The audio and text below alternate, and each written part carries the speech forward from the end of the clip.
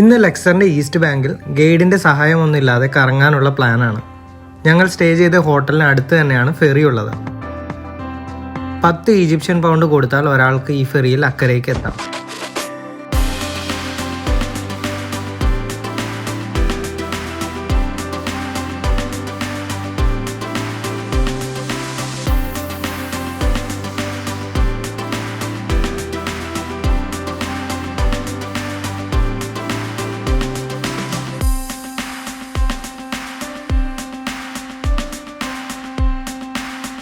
ഈ ഇടതുഭാഗത്ത് കാണുന്ന ബിൽഡിംഗ് ആണ് ലക്സർ മ്യൂസിയം. ആദ്യം മമ്മിഫിക്കേഷൻ മ്യൂസിയം കാണാനുള്ള പ്ലാനാണ്. അതുകൊണ്ട് ഈ നൈൽ നദിയുടെ തീരത്തൂടെ നടന്ന് അങ്ങോട്ടേക്ക്.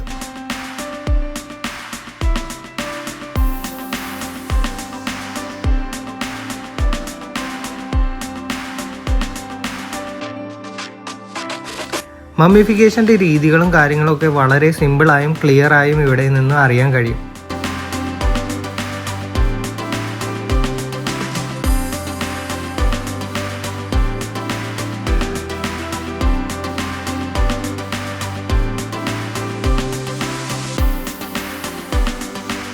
അതുപോലെ വലിയ തിരക്കില്ലാതെ മമ്മികളെ കാണാനും ഇതൊരു നല്ല സ്ഥലമാണ്.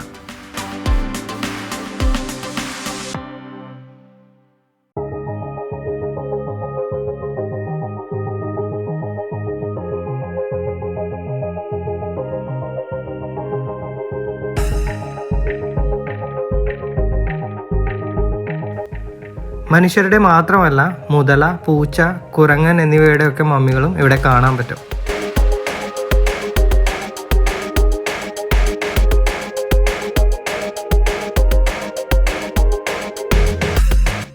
മമ്മിഫിക്കേഷന് ഉപയോഗിക്കുന്ന തുണികളും നൂലുകളും ഒക്കെ ഇവിടെ കാണാൻ പറ്റും.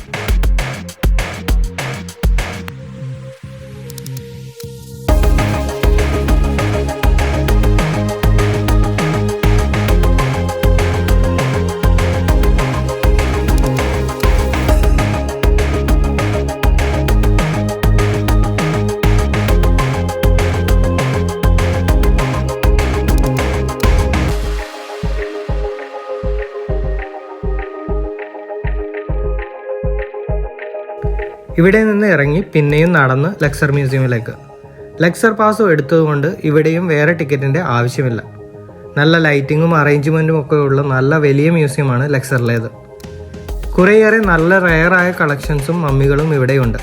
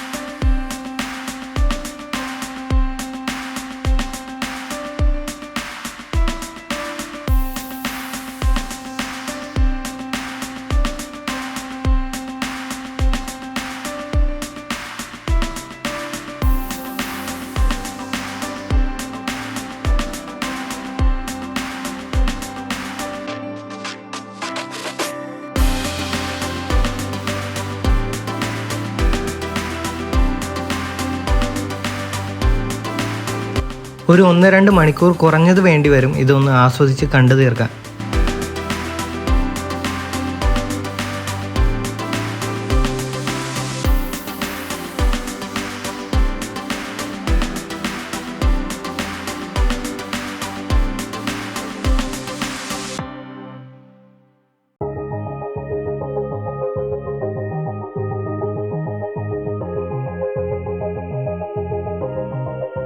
വന്നിട്ട് കുറച്ച് ദിവസമായതുകൊണ്ട് ഇന്ത്യൻ ഫുഡ് മിസ് ചെയ്തു തുടങ്ങിയിട്ടുണ്ട്.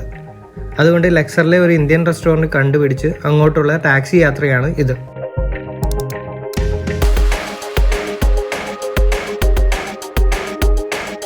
ഈ കാണുന്നത് ഇവിടെ ബിരിയാണിയും ഗുലാബ് ജാമുൻ എന്നൊക്കെ പറയപ്പെടുന്ന ഐറ്റംസ് ആണ്. ഫുഡ് വലിയ മെച്ചമില്ലെങ്കിലും എവിടെയോ ഒരു ചെറിയ സന്തോഷം പോലെ. വീണ്ടും സെയിം ടാക്സിക്കാരനെ വിളിച്ച് ഞങ്ങളെ കർണാക് ടെമ്പിളിൻ്റെ അടുത്ത് ഡ്രോപ്പ് ചെയ്യാൻ പറഞ്ഞു.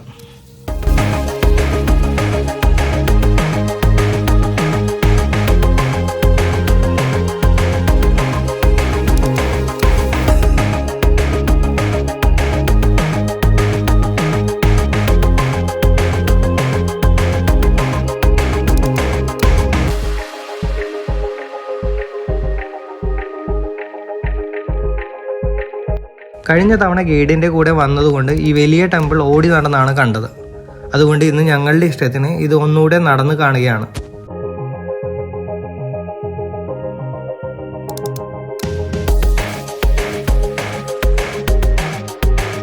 ഗൈഡ് ഇതിനു മുമ്പ് പറഞ്ഞ കഥകളൊക്കെ മനസ്സിൽ റിപ്പീറ്റ് ചെയ്തുകൊണ്ട് ഈജിപ്തിലെ ഏറ്റവും വലിയ ടെമ്പിൾ കോംപ്ലക്സിലൂടെ ഇനി സമാധാനമായി നടക്കാം.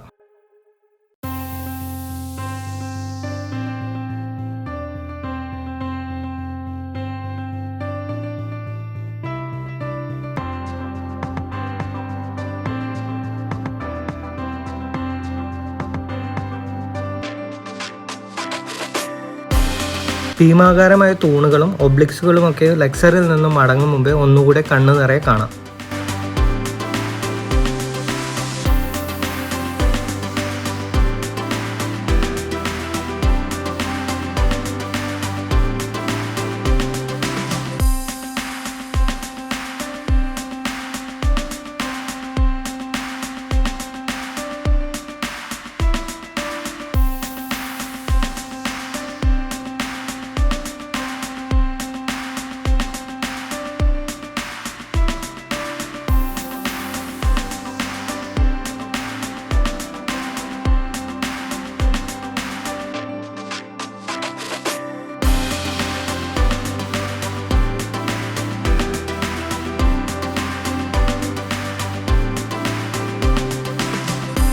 ഇവിടെ നിന്ന് ഇറങ്ങി നല്ല നടപ്പാതകളുള്ള നൈലിൻ്റെ തീരത്തൂടെ നടന്ന് ഫെറിയിലേക്കും അവിടെ നിന്ന് തിരിച്ച് വെസ്റ്റ് ബാങ്കിലെ ഞങ്ങളുടെ ഹോട്ടലിലേക്കും.